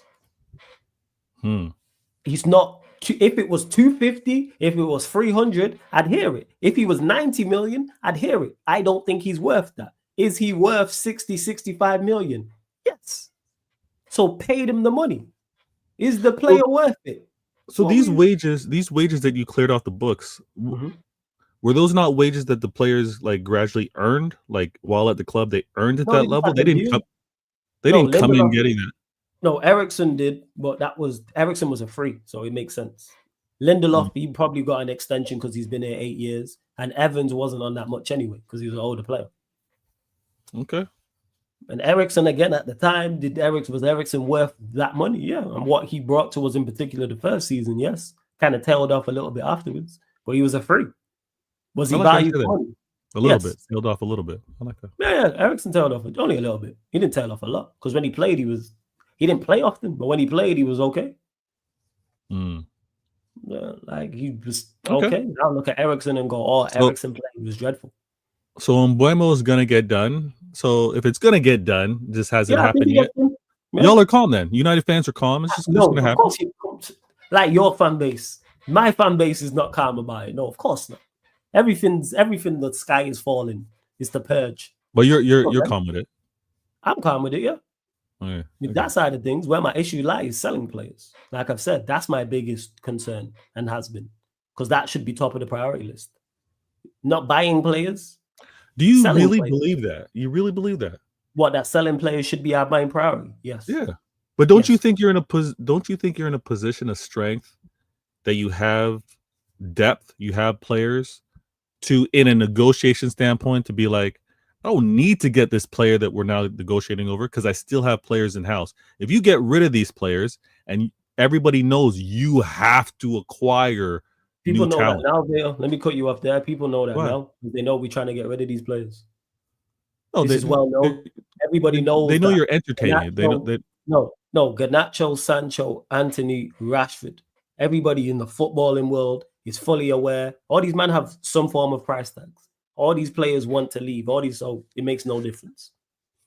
Makes zero difference. Everyone knows those. I just named 4 attackers. I'd Hoyland in there, 5 attackers. Everyone knows them 5 attackers are up for sale. Everybody knows it. So it makes no difference. Again, stop make excuses. I don't make excuses for incompetence. No, this ain't an excuse. I'm just presenting a... The Bremo deal should have been done. But am I worried about it? No. I'm not concerned about it. I haven't been from the jump. But when he rejected Arsenal, Spurs, and Newcastle the first time, it's cool. Then he rejected Spurs again. I was like, yeah. Everyone was like, "Oh, Thomas Frank's going Spurs. Will Thomas Frank be able to persuade him?" And then everyone shut up about it. Kind of like United being broke. Everyone shut up about it, and not like they didn't say it. I mean, it was a fair question to pose with Thomas Frank going to Spurs. People, yeah, it was a fair question. Yeah. It was a fair question to pose, but common sense tells you it's not going to be enough. Wow. It is common sense. You think all the things that was in favor. Bear in mind, he's based in London already. Bear in mind, Spurs could match us for wages. Bear in mind, his family could stay and be settled. I don't know if he has kids. Bear in mind, a lot of bear in mind. Bear in mind they're in Europe as well. Yeah. You don't think he took all these things into consideration when he rejected them the first time? And people think Thomas Frank's going to be enough. All right, bet. But then you know what the reports came out saying? He wants only Manchester United if he leaves. He don't want to go anywhere else. But okay. How did I know this? No, I got that. But take a step back for a second. All right, everybody in the chat, take a step back. You're the agent for Mbeumo. Mm-hmm. Or you're a family member. Mm-hmm. You want to give him advice, football career advice. Yeah. Are you honestly telling him to go to United versus Spurs? We've established this. United over Spurs, that's the only one. But Newcastle and Arsenal were better footballing moves. Actually, I tell a lie.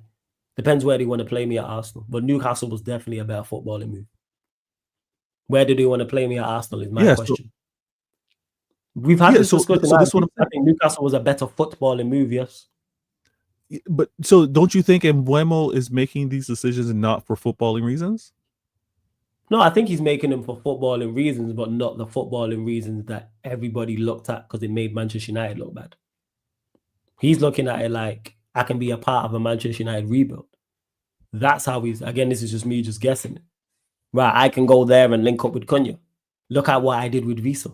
And I think Cunha is a better version of Visa. Ooh, they're going to sign a striker of some sort as well. Okay, cool. And also family members talking about it. That Manchester United lick hits different. When they talk about walking into rooms for brand deals. All right. Couple extra zeros when you play for Manchester United. Yeah, so that's not footballing related. No, that's more money, so reasons. That the second part of it, yeah. But we're just going to ignore the first part that said it. Taking Manchester United back to the top puts you in a whole different category than winning something with Spurs or winning something with Newcastle. Respectfully. When you say is back to the top success? Top, no, like it's not a trophy. Back to the top is not a trophy. No, of course it's a trophy. Of course, even him winning the FA Cup or Europa League here puts him in a different step. Wait. You look at. I hear you talk about the players that delivered a trophy. You don't put them in any type of respect. Yeah, I do. Who? Yeah, I do. So I don't put respect on Casemiro. I don't put respect on Varane. Casemiro, Varane. Yeah, that's enough. I don't give what are we talking about here? Ederson, who I just mentioned. Obviously, that was more so the former, not the latter. What are we doing? Okay. And it's not just, and again, that's not just me. I'm talking about fans overall. Fans love, not me, because I'm in the minority. Win a trophy for Manchester United, fans will love you. Of course they will. Why do you think fans are campaigning for? Fans still back Garnacho and Højlund. Why? Because them man win trophies here. What are we doing? You're talking to a sensible fan, not someone who's led by emotions. Man can go 20 goals without a game and fans will still back you because you won a trophy. They back Ten Hag still because he won 2 trophies. They wrote a love letter to the owners. No, that's a manager that they think was let go a little too soon. But no, this is before he was let go. Yeah, that they thought he was going to get let go. That's why they wrote letters. Letters to him. It was crazy. Yeah. Bear in mind all the records that he broke. So to answer your question, even though Mbeumo from a standpoint, I mean, players who win trophies, for me, I'm talking about overall. Overall, you'll be held in high regard. So do you think Mbeumo has like 2028 vision in his head? No. Why'd you scoff and be like, I don't, because you're asking me terrible questions. No, I don't think that's not it's a dreadful question. Okay, hold on. You think Mbeumo has vision of winning the league sooner than 2028? I don't know if it's sooner or not. But so why'd you do that? Why'd you know why you asked 2028? There's a reason you didn't say 2027 or 2029. Yeah, because there's going to be 2029. You could have said 2030. He's going to be sold. Why is it He's going 3 to be sold. years? No, but he's going to be sold the project. Yeah, cool. No, because the people that are bringing him in are going to be selling him a project. Here's what the future lies. Here's what we're going to look to do. You don't know I'm if they said asking, 2028. what if 2028 is out in the public and it's been said Yeah, by cool. A lot Barada? of shit's out in the public. You know what I'm saying? These man make mistakes. A lot of shit's out in the public. What does that mean? The hell does that mean? Man said he's going to put the man. Ratcliffe said he's going to put the man back in Manchester in the public. What does that mean? You reckon he said that? I don't know what that means. I really don't know. So here we go, and I don't know what 2028 means either. So here we Yes, you do know what 2028. All I'm saying is, do you think Mbeumo has that as like, you know what, I'm coming? Okay, what is it? What's rumored? I don't know. This is sheer speculation because we don't. I don't. What's know. What's the length of the deal? Are they has that kind of come out? What's Cunha's deal? How long's Cunha? Probably 5 years. Probably 5 years. That's me guessing. Yeah, probably 5 years. That's just a sheer guess. That was signed like this. He's on a 5-year deal. I would guess 5-year extension or 6-year option to extend or something like that. Because I think he's only like 24.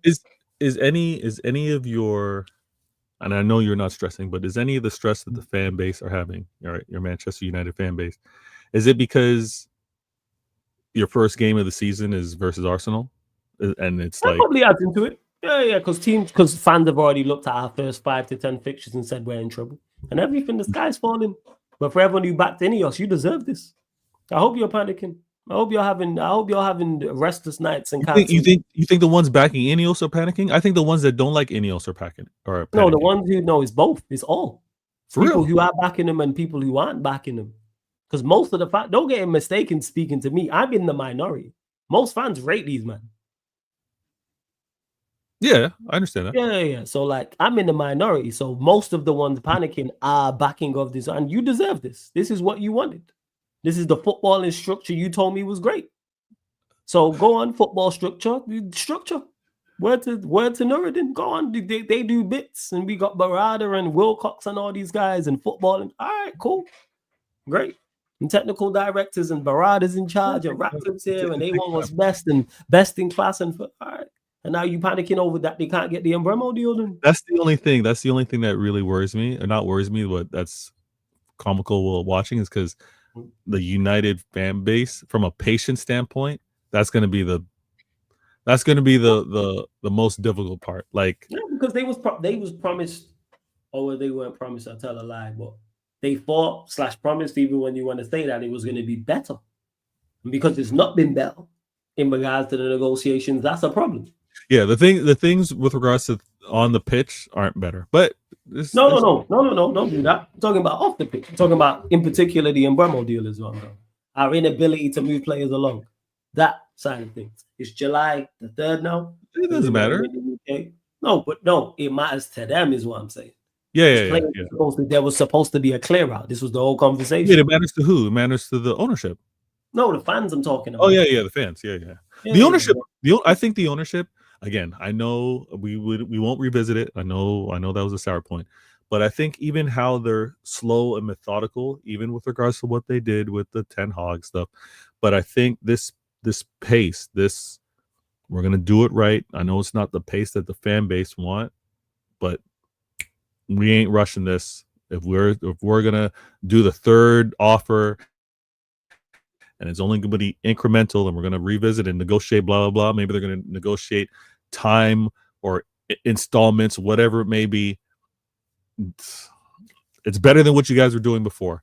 And I'm a little torn because a part of me thinks, like I said, the buying of players ain't really a problem for me, even though the lack of midfield conversation. Y'all got time. The selling is the problem. That's my concern. Again, there's time. All right, sure. When we're here the 20th of July or something, or the end of July or the start of August, and we've done one play. When's your first preseason game? 19th or 16th. But then okay, y'all got time. Time to do what, Vale? Y'all got time to get those outgoings. How many outgoings? Like we deal with specifics. How many outgoings we getting? It's not just you. You know what's crazy? The Man in United pod. I need to get the man then back on. They told me the world I was being too harsh on I think I told you this, but they told me I was being too harsh on Ilios and we're going to do this, that, and the third. This was in January, actually. Hey, let me ask you this, Flawless. Let me ask you this. Go on. Would you say that United were better under the Glazers? Better what? Better. Team. Yeah, we were better. Yes. Like you were, but would you say you were a better club under the Glazers? We were. We was better on the pitch. Yes. Wow. We was better on the pitch. Wow. Look at where we finished under this ownership. Okay. Right. And there's no guarantee we don't have our second lowest finish ever. There's no guarantee we finish 8th or higher next season. So under that ownership, we could have finished 15th and it could be 12th or 10th or 9th. Why is there this guarantee that we? No. I think you are being balanced. People are saying this to me like, "Oh, we'll be better." I'm like, why? Again, window dependent, and I'm giving them ample time. I'm not writing them off. Do I think they do all the business that is required? Fuck no. But do something in return to outgoings. Like I said, we need a big July. I said we need at least 2. I reckon. Well, we need more than this. What I think will happen. I think we sign 2 players and sell 2 players. That's what I think happens in July. It's not enough, but it's a start. Yeah, you got to start somewhere. No, it's because of their incompetence. So I understand what I'm dealing with. I deal with the club as it is, not as I want it to be. Okay. I hear the incompetence, but if what you kind of envision happening just happens a little later, you would admit that you take away the incompetence part. They just weren't as fast as you expected them to be. You should be moving at a quick pace. No, you can't do that. We don't know. We don't know what's happening. You should know. Again, so this is why I'm saying you should be. So your hypothetical, you said if what happens we can't afford to be going at a slow pace. People are going past us and have gone past us and are going clear. We need to be moving. No one's going past you. But Flawless, no one's going past you because there's no one to go past us. No. But I'm saying Cunha, you got right. It's not about someone getting it or not getting it. At your pace, you got it. And Buemo, again, no one's going past you. We'll get them, Buemo. There's not my issue. I'll say this again. The buying of players isn't of my highest concern. It's the selling of players. I know. But even if so if it's the selling of players that just happens to be later than what you thought would happen, I think of course then I'll be like, prop to you, but don't go. I can only go off previous. And ironic, we'll get onto Jadon Sancho. You did the same bullshit with Jadon Sancho. And the reason why we had to take this bad deal from Chelsea is because you lot took too long to sell him. Bear in mind, clubs are not going to wait. So Napoli and Chelsea, 2 clubs interested in Garnacho, both went and signed left wingers. I think it was a Juventus or Inter Milan. Whoever was interested in Højlund went and signed a striker. Teams are not going to wait around. Move these players on expeditiously. And like I said, I'm not going off I'm going off what I've watched previously. I watched you do this same nonsense with Sancho. Exact same bullshit. So why would I not think you're going to do it again? Because I watch you do the same bullshit with this manager that you did with the previous manager. Things are like things in business, the same way people are, things in business are patterns. Same way we look at players and go, oh, he's consistent. Why is he consistent? Because the last 10 games he's played, he's been 7 out of 10 in more of them. So the next 10 games we go, you're probably going to be that. And more often than not, they are that. That's why you get consistent players and inconsistent players. It's patterns. Same way managers are patterns with being successful or unsuccessful. Successful managers get paid more, win the bigger trophies, etc. Unsuccessful managers get sacked a lot. So with this lot, I can only go off what you did last season. You made a terrible error with Sancho. The reason why we have the Sancho conundrum this season is because of your incompetence. Okay. Which at the time I stated. And now you're probably going to go and do the same bullshit again. So what we're seeing is Ineos currently, they do have, if they have a blind spot, if they have a weakness, it is with the exit of players. It is with the departure of players. No, it's everything. Which is fair. In the transfer side of things, it's that, yes. Everything's a whole weakness with them outside of buying players. But with the transfer side of things, yes, it's the, what's it called? Oh, you shaking your head? This is facts. No, No, I just you said everything is a weakness. I'm so upfront about it as a Manchester United fan. I know it bothers not you, but I know it bothers people. I had someone tell me about if I have multiple people. Oh, why do you complain about the owners? How come you have more vim for me than the owners who have took us backwards? That's what I want to know. The owners have took us backwards, literally on the pitch, and people want to complain at me. Temporary. That's temporary. I don't know. I'm a rival, but I can say that. I think it's many steps back to be better off for many steps forward. So what this season does that start this season? Well, being better. I would say I'm asking. Yeah. So what is better? What position? What 10th? We got to see. We got to see what you guys acquire. We got to see what the ops acquire. But I think you're going to be better off because of, like you mentioned, the exits. I think clearing out. If they get the exits done, there's no guarantee they do. I'm not convinced. No. I know, but you have to say the fact that they wised up. They got rid of the players that you mentioned, Evans, Ederson. They didn't wise up. This is where you're mistaken. Them contracts were expired. They were expired, but haven't they done silliness and extended contracts like that in the past? No, really, not with those players. No, with Evans and Ederson and Lindelof's the only one. He's the only one that I put in that bracket. It's just Lindelof. That's it. So well done. Okay. Player who was 5th choice centre back, you let go. I'm not congratulating for doing that. What are we doing out here, man? All right. Lindelof. Let me let me leave it at that. Listen, people, this is gonna be a fun summer because I'm gonna be in battle mode. Not necessarily against Flawless. I mean, on occasion when he wants to take shots at my club, but I'm going to be in battle mode because I can see. Enjoy your tea because I can see how my fan base are moving right now. Water. Joke, man. H2O. Stay hydrated. All right, I see it. I'm going to be in battle mode, and I'm going to try my best to obviously be on this show, bring the jokes, bring the comedy. This exit Flawless is going to have me watching this tournament closely because, yes, I do consider it a preseason tournament, but I did want to win it. And I will be watching the remaining competition. I think it's an excellent tournament, to be honest with you.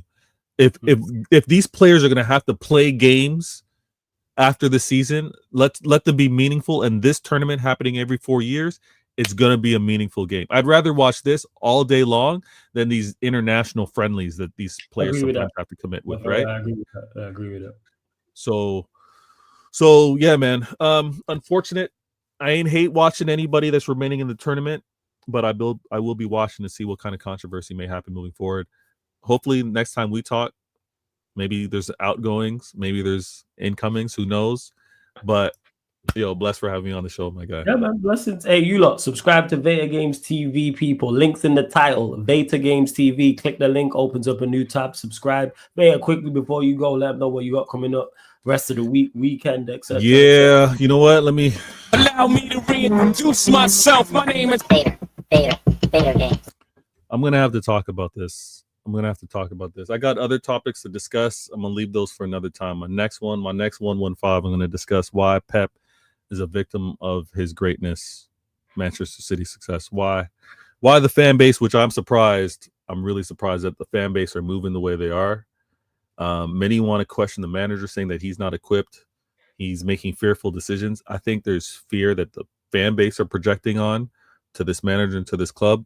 And for some reason, the trust gone. So I'm going to try to remain the voice. I'm going to try to be the voice of reason if I can. But hey, man, tune in, subscribe, catch out future shows. I got this show. I got Why Always Me. And I got CIA, Intelligent Agenda. So don't miss out. Bless. People, make sure you subscribe to Veta's channel. You make sure Veta Games TV. You normally get this show on Tuesdays, but obviously it was Canadian Independence Day, so that's why you got it. But normally Tuesdays, 11:30 p.m. If anything breaks with City, then I'll always try and get Veta on either that day or the day after, people. So make sure you subscribe to Veta Games TV each and every time, people. Make sure you do so. Big up to Juventus Cornercast as well, man. Big up. Hope you're blessed. Hope everything's good. Tabazu says, would you take Watkins for 50 million? No. For 40 million, yes. Yeah, I would. A man says Richard Rios or Douglas Luiz. Probably Rios just because of the profile. He's a little bit, because he's more combined, but then we need to actually scratch that. Douglas Luiz. We need someone who's technically sound in there. We just got to sacrifice the defensive side of things. We really, really do. What else was I going to say? And yeah, Jadon Sancho to Juventus. Let me actually get to that. I didn't manage to. 1 second. Before I do close out, let me get to that. Where is it? Let's see, because it talks of is it a swap deal? Him, Douglas Luiz, or Vlahovic, etc. It's like Manchester United seem to be actually negotiating and making some smart plays, or at least attempting to, is what I should say. Because with the amount of clubs interested in Sancho, why have you not looked at a loan deal? Here we go. Sorry, I was trying to find it, people. After Jonathan David deal done, Juventus have called Manchester United and Jadon Sancho's camp again this week. Fenerbahce are out of the race and never been in concrete talks. Juventus made contact to discuss conditions of the deal. More clubs have also reached out to Jadon Sancho's camp, and that's from Fabrizio Romano. Then my thoughts is on this: use the leverage you have. So whether it is a swap deal with Juventus, whether you just get money straight up from Juventus, whether it's another player like Napoli, like why would we not like, all right, let's try and sort out a swap deal with Osimhen? And again, people talk about the wages. Negotiate. Keep saying this. Negotiate. Why are Manchester United seems to be incapable or just unwilling to negotiate? It might not work. Cool. But at least sit down at the table and see it. And that's how I've looked at it with Jadon Sancho. I'll continue to state it. People will talk about his wages. Whatever wages Juventus are offering him, let's say it's 100K less, 50K less, you got 5 million from Chelsea. Use the 5 million from Chelsea to pay him off in regards to make up the difference. So if he's 100K short, all right, we're going to give you 2 million. And then you still got 3 million left over. Simple. Really, really, really, really, really, really simple. It's not tough. But yeah, that's what it is. It's crazy. Like, and that's my thoughts on Sancho. We just need to get him moved on.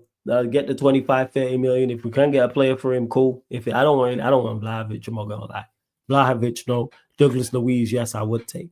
Because I've mentioned this before about Manchester United's midfield and how with Bruno in there, you're gonna have to sacrifice something. Because I wanted 2 new midfielders, and the profiles was someone who was more defensively sound, mobile, combative, technically good on the ball, but a powerhouse in there. And then off of that, someone who was technically more sound, press resistant, can progress the ball. Really good sound, very, very good technically, long range passing, short range passing. Can pick up the ball on the right hand side, switch it left. Can pick it up on the left, switch it right. Good, lovely way of pass. But now because we kept Bruno and he's going to play in the pivot, we sacrificed that. So therefore, what we got to do is is sacrifice one of those. And because we play a 3 at the back, I'd sacrifice the defensive player and just have someone who's technically sound there. And one of the centre backs can step out into the midfield. So play Bruno alongside, let's say, is Douglas Luiz. That's barbecue chicken from a defensive standpoint. It's but you have 3 centre backs. Figure it out rather than have someone who's defensively more sound like a believer, but then you struggle to progress the ball. It's like we got to start progressing the ball into the 10s, into the striker, into the wing backs. You got Ahmad, you got Cunha and Bremo when he joins striker, the ball got to get to them players. With not only get to them players quickly, but also with quality as well and in the correct areas to give them that little bit extra time. Would you pay 70 million asking price for Bremo? I don't think we should even think about walking away at this point. You answered the question there, Baz. I'd pay 70 million for him. Do I think he's 70 million worth of, does he bring 70 million pounds worth of value to the football team? Yes. So therefore bring him in. That's how I look at it. That's really it. But yeah, my thoughts on Sancho is my thoughts on Rashford, my thoughts on Garnacho, my thoughts on Anthony, my thoughts on Højlund, my thoughts on Onana. All the players who have been linked with moves away, get them gone. Any money for these men is good money. And in regards to wages, whether it's Sancho or Rashford that people talk about, the big wages, you got 5 million from Chelsea. Use that to pay them off. Simple. All right, people, we're going to close out. Love to everyone that's locked in. Please run up the likes. Hit the subscribe button. Subscribe to Vaytalk Games TV, people. Subscribe to Vaya. That's my bro right there, even though we'll be arguing on here. And don't forget, Vaya's mentioned it already. This show, audio of the shows on the channel are available on audio-only platforms, people. So Spotify, iTunes, SoundCloud, etc., etc. So if you want to listen audio only, just go to Spotify, type in Sarcasm City TV, follow 5 stars. And same with playback as well. Get over to the playback, www.playback.tv/Sarcasm City TV. We do a whole heap of content just like this on the YouTube channel. We do that on the playback over there. So for instance, Club World Cup watch-alongs, you will not find here, people. The Club World Cup watch-alongs you will not find on the YouTube. You only find them on the playback, people. Sarcasm City TV playback. So you'll find the Club World Cup watch-along. So tomorrow night, wait, it's not tomorrow night. Yeah, because wait, it's not Friday. So yeah, as we were saying, Friday night, early hours of Saturday morning, Palmeiras versus Chelsea. Then Saturday, PSG versus Bayern and Real Madrid versus Borussia Dortmund. 3 of the 4 quarterfinals I will be doing. So Palmeiras, Chelsea, that's 2 a.m. UK time, Saturday night. Early hours Saturday morning. Then Saturday afternoon, 5 p.m. UK time, PSG versus Bayern Munich. And then 9 p.m. UK time, Real Madrid versus Dortmund. So that's all over on the playback. And as you can see on the screen as well, for the Premier League when it returns, Champions League will be over there as well. NBA when it returns over there. Gaming content, that's over there as well. Boxing bouts, we've got Eubank Ben. Yeah, you got Eubank Jr. versus Ben 2. Crawford Canelo. This month it's Usyk versus Dubois 2. Those boxing watch-alongs only over on the playback. UFC as well over there. Formula 1. Whole heap of content over there that you don't get here. So yeah, answer the questions. I'm going to upload the club. Well, I just told you 3 of the 4 quarterfinals. So I do 3 of the 4 quarterfinals, the 2 semifinals, and the final. The final I might do on the YouTube as well. I've not decided yet. But yeah, man, big up Zipex. Hope you enjoyed the show as well. I think it's just Gunner that's live, right? Is it just Gunner? Shout out to Gunner, man. Let me see who's live. Because I know TJ sometimes go lives late. Let me actually check. Because I ended the stream and then TJ went live like 5 minutes afterwards. I was like, oh shit, damn. 1 second. Let me double check. I know TJ be live. Shout out to TJ every single time. I putting in the work. Let's see. Nah, I don't think he is, to be honest. Just having a look here.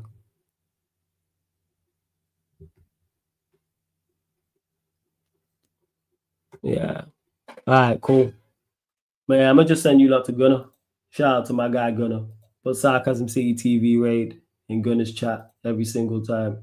Yeah, man, Gunner's still alive. I was just checking TJ wasn't his. Yeah, since he's the only one. So big up. Love to have one that's locked in. Back live. If there is news, you will get a Sports Q&A solo edition. If there's no news, then I won't do that. And then, of course, EAFC 25 Pro Clubs, the playoffs. So I need to get this freaking squad together. So they're the 2 streams. Thursday, Friday, you'll get the United Chelsea show and the United Spurs show. Saturday, you will get the Yardman show. And then Sunday, you'll get a Q&A as well. Obviously, that's subject to change, so keep a lookout on the upcoming live stream schedule. This has been the Manchester United, Manchester City podcast. Mandem United Pod meets the Mandem City Pod live on the Sarcasm City TV YouTube. Thank you very much for tuning in. Big up.